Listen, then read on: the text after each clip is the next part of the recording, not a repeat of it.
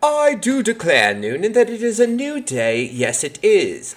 Hello, everyone. It's me, Newnan Time with Harold, coming to you from the depths of hell. Actually, I'm in my house, and it's actually really nice. It's a little messy today, but it's a nice house. It's small. I say my house. It's my girlfriend's house, and she lets me live here with her. So, not my house, but my... Well, I don't even have a lease sign or a rental agreement or anything. So I guess technically I'm couch surfing, but I've just been couch surfing at one spot for 2 years, which is great. Have y'all ever slept with your girlfriend before? In the same bed? Not even sexually. That's just real cool. Big fan. Anyways, we are continuing our episode about a Newnan mother navigating polyamory and life on the spectrum. This is episode 2 of our 3-part series. I hope you enjoy it. I hope you learn some things about polyamory, learn some things about Newnan, and learn that Harold is the greatest host of a podcast to ever, I want to say, live and exist. But I don't know if that's fair, because there's not a lot of people that existed. But it definitely feels like when I listen back to my podcast that truly it can never be better than me. Anyways, enjoy part 2, baby.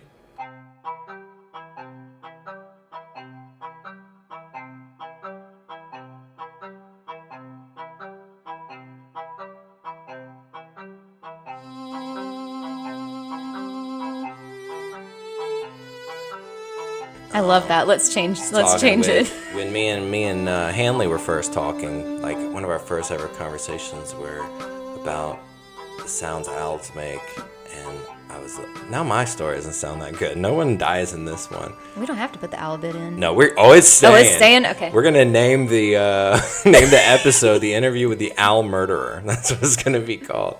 Anyways, we sent cute voice memos to each other making owl noises, and now 3.5 years later, we both can still listen to our owl noises we make to each other. I love that. Make another one. So, I forgot what it sounded like. Was old. No, I can't do it. But if you look around the house, I don't know if you can see me right here, but we have a lot of owl-themed things. Most of it's in our bedroom. So the owls have become a major part of our lives. And to hear that you are an owl murderer lets me know that your juju is terrible. It only happened once. That's all it takes. That could have been an owl mom. That could have been an owl in a poly-owl relationship. Oh, no! A powly relationship. And all of its owl partners are now sad. That's really sad. How long did they live? This was a long time ago. All right, let's look up. How long does a white owl live? Snowy owls, probably wasn't that. It probably not. Commonly known as white owls, have a lifespan of roughly 9 to 10 years in the wild. Okay. So that's, all its family is dead now, too. They were heartbroken, though.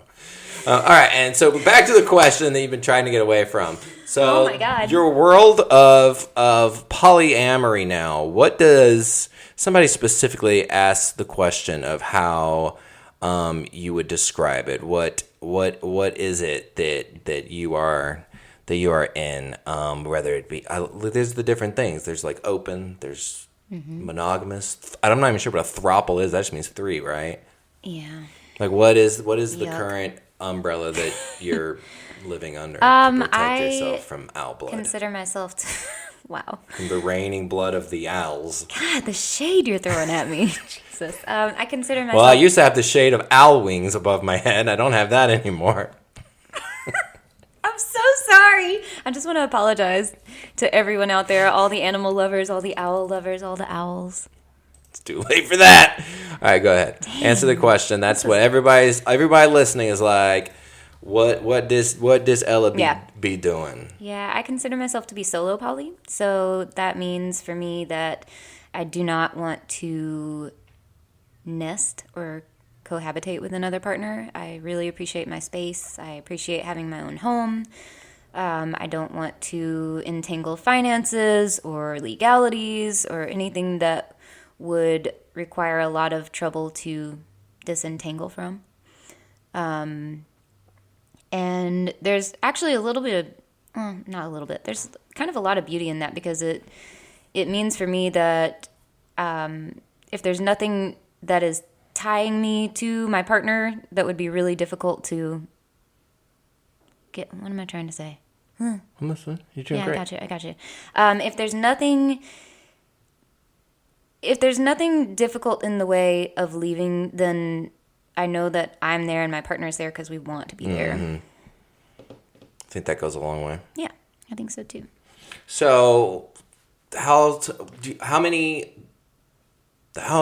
you don't have like, do you have like one partner, and then how many partners do you have and that come around like often, like the ones that you would regularly spend time with? This is going to disappoint a lot of people. Maybe Right now, one. I have one. Yeah, I have one partner. We talked about work briefly. Work is pretty grueling right now and is taking a lot of my spoons or resources. And so right now I'm with my long-term partner. We've been together for almost 7 years. Live separately, do all those things that I discussed a few minutes ago separately. Yeah. Did it take trial and error to realize that being, you call it solo poly? Mm-hmm. Isn't that when you climb a building without ropes? Solo poly? I think that's free solo. Free solo. Sorry. I can't believe I knew that. That was a good joke on my part. You should have laughed more. Did it take was there like a time you tried to do it the other way where, oh yeah, they're going to come live and we're going to make finances and we're going to be like, because isn't kitchen table poly when it's kind of like the opposite of that? No, that's different. I can explain that though. But yeah, there was definitely a time where I had envisioned having like a live-in partner, someone that potentially could be a father figure to my children, that I would grow old with, while also we both might be dating other people. But I learned that I actually really like the solo time. It's become pretty sacred to me. I need my own space. I need my own time just to be able to soothe some of the autism things, honestly. Yeah. No, I get that. And with it being like this, how much of it are the kids like aware of? Like, did the children know you're poly? Yes. Okay. And how was that explaining it to them? It actually was pretty cute and pretty easy. My daughter was younger at the time, and she actually had a Polly Pocket. And hilariously enough, she was playing with it in the back of the car when I was having this conversation with them. And you don't have to make it complex with kids. You know, you just you just explain it. And kids are pretty accepting. Mm-hmm. And, of course, they pick up on how you... Oh, struggling here, too. They pick up on how... kids pick up on your vibes, if that makes sense. If you just make it normal and natural and okay, then generally that's how they take it, too. Yeah, I think it goes a long way when the parent feels... And anything you talk to kids about, if they feel confident and safe in the things they're saying. Right. The kids pick up and they're like, okay, mom, dad is okay. They're okay with it, so... So for them, I related it to how I have more than one child, and I love both of them, and I have space in my life for both of them, and they both bring different things to my life. And my daughter was like, oh, so there's room for everyone at the poly table. I'm like, yes. It's actually really cute. That's sweet. They just understood and got it, and there's not any expectation on them to identify in this way. You know, I let them know that people live and love in all kinds of different ways, and as long as you're treating people with kindness and respect and communicating and consenting, then those different ways are okay. And how often do you revisit conversations with them about it, or is it just like, hey, open door if you ever have? Oh yeah, it's like open door. It's open door. I mean, they're old enough now, and they've been exposed to it, and I say the word exposed to it in the way of age appropriate, topic appropriate for what we need to be discussing. I didn't introduce people to them as partners unless that relationship kind of had legs. You know, it's got to be like a more serious relationship. This is someone I assume that the one you've been with for 7 years, they know him. Yeah. Okay. They love him. I love him. Well, who doesn't? Yeah. I'm sure there are people who don't. Well, that's important to not be liked by somebody. I would think I'm loved by everybody. I knew you were going to say that. How did I know you were going to say that? Because I'm predictably the worst. As far as Newnan goes and the poly, what is the Newnan poly scene? What There's is not this like? much of one that I'm aware of. I don't know if people are like pretty secretive about it. I have Well, I guess I should have asked this question first. You moved here in 2006, so you weren't looking for poly relationships till you got the divorce. Mm-hmm. What year was that? Or around what kind of time frame? In the past 10 years. Okay, so in the past 10 years, you've known or been open to the Newnan poly scene. So what is it? Yeah, well, when you get out of... Does it exist? Yeah, I mean, I guess. I have some friends here who are poly or non-monogamous, since there's different things under the umbrella, which we haven't really touched on all of that yet. But it's hard to find people, especially down here. I think there's an element of shame or fear at disclosing that you have a different relationship style than what's considered the norm. So most of the people that I have found have been like in the Atlanta area, metro Atlanta area. Apparently Portland has like a massive poly community. Yeah. Well, that's a random thing to throw out. Oh my God, I love the Pacific Northwest. So? We're not talking about Portland, Oregon. Well, I'm just saying, like, there's collections of What other places people. in the world, Ella, have cool places? Oh my gosh. What's your favorite vacation spot? The Pacific Northwest. Or Amsterdam. Portland, Oregon. Amsterdam. Can I eat one of these while we're talking? Yes, or you no? may eat. It's a great podcast to talk about a visual thing that is happening. Perfect. So that's good. That's good stuff. Everybody, Ella just took a bite of a pineapple gummy bear from Albanese. What company is that? I don't know. Are they good? I got them at Dollar Tree. Oh, these are Dollar Tree candy? Mm-hmm. Let's see if it's any good. You're smacking. Why? Wow. Because I'm trying to connect with the listeners who can't see me eat. But what about the ones who have auditory sensitivities? They can leave the frickin' room. Bye. Okay, so look, you like the Portland one, cool. So, is there what's the Newnan scene? Is there anything? There's not much of one. Okay. That I've found. So, what's your support system? Friends, partner, poly friends, therapist. And they're just all basically non-Newnan. Yeah, kind of. I do have some non-monogamous friends in Newnan. Gotcha. Like to find more people. I mean, the likelihood is that there are people listening to this right now who are probably part of the community that feel like you just described. Yeah. What is the message to those people? How do we connect? No, what is the answer? I mean, a support system is crucial for everybody.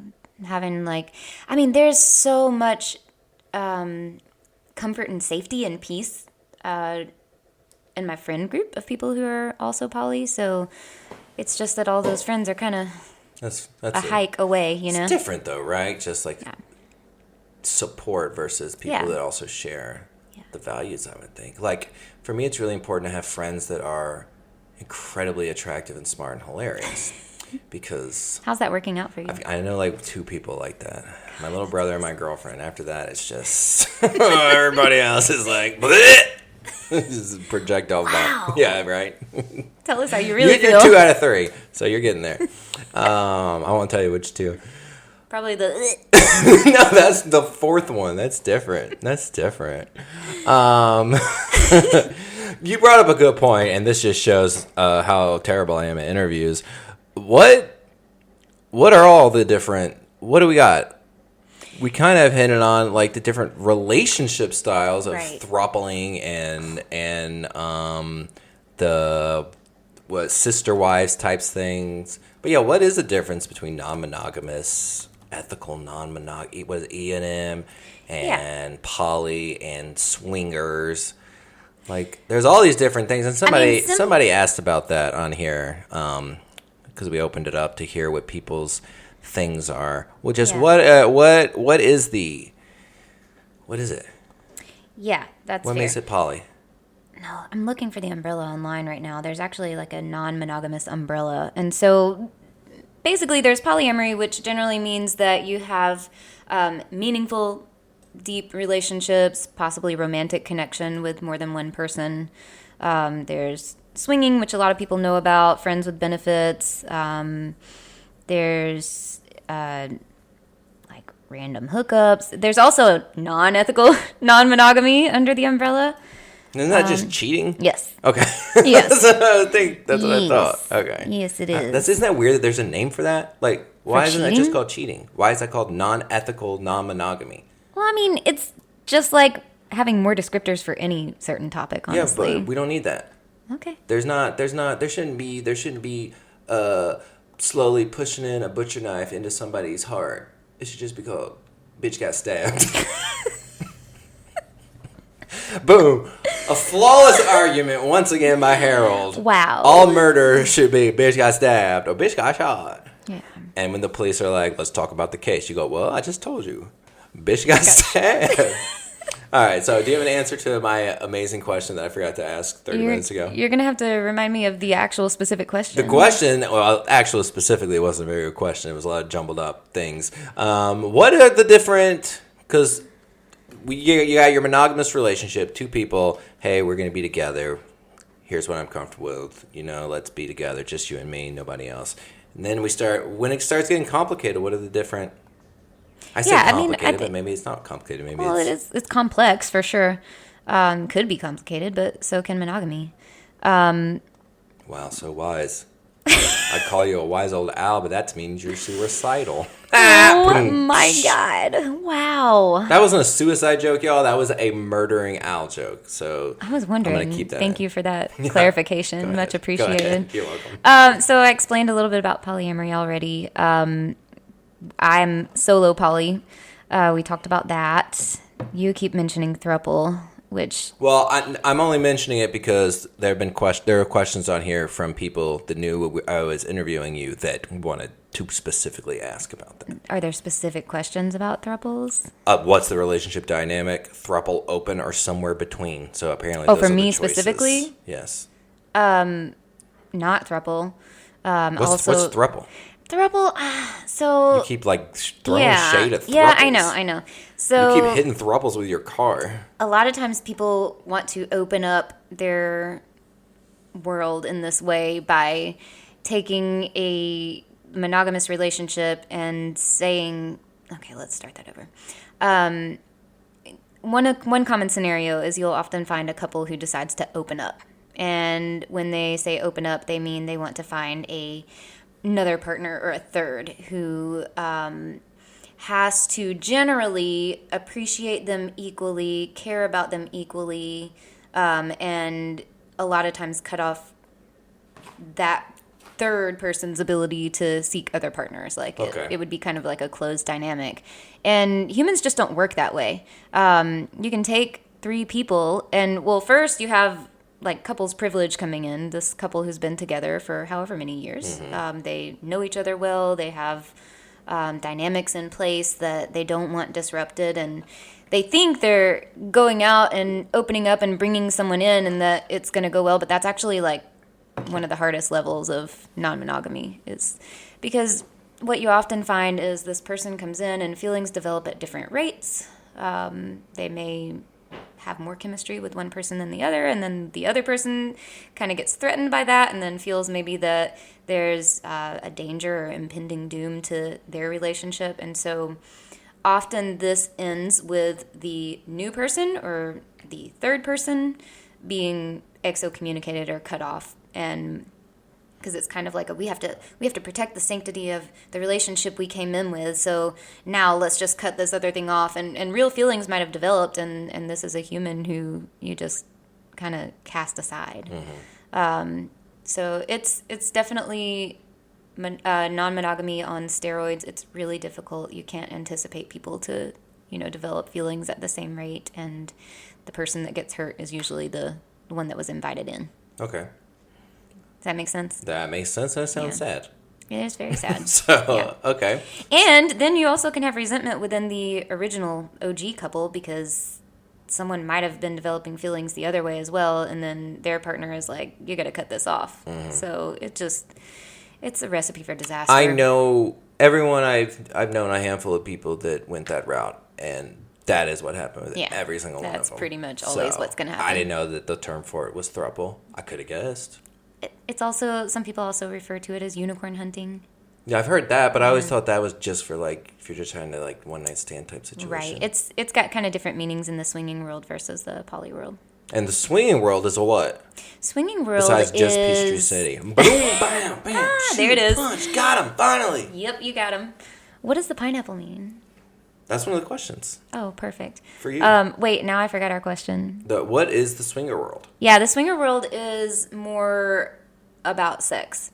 And exploring that with other people, but less about developing feelings, meaningful relationships. It's kind of more like a wham bam, thank you ma'am. There's like hotel takeovers that are sponsored as swinging events, and people just go there and they just have sex. Okay.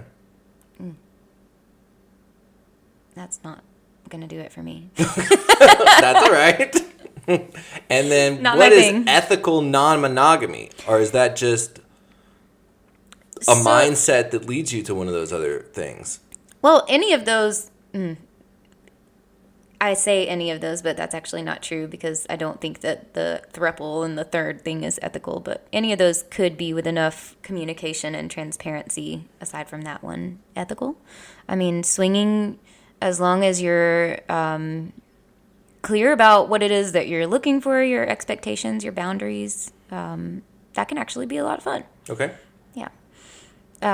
It provides variety, a little bit of newness and fun, and then you still have your maybe one person that you're in a romantic relationship with, and this is just something fun you explore together. There's all kinds of stuff in that world too, like cuckolding and hot wife. That's kind of similar, same thing, but Yeah, I've not heard hot wife. really, I know cuckolding. do you? Yeah, I've wrote a whole article about it. I got a text today from somebody because I wrote the Herald article about how instead of Buc-ee's coming to Newnan, Cookies. Cookies, yeah, I read that. And this girl messaged me and she was like, I just want to let you know that my dad read the Cookies thing and he thought it was real.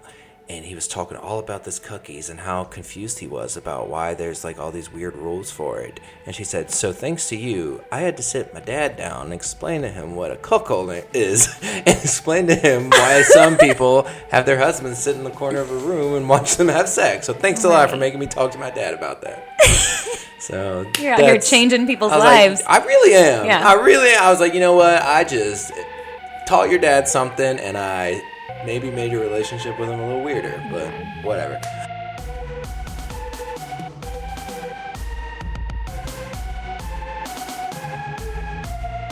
I live. I die. I live again.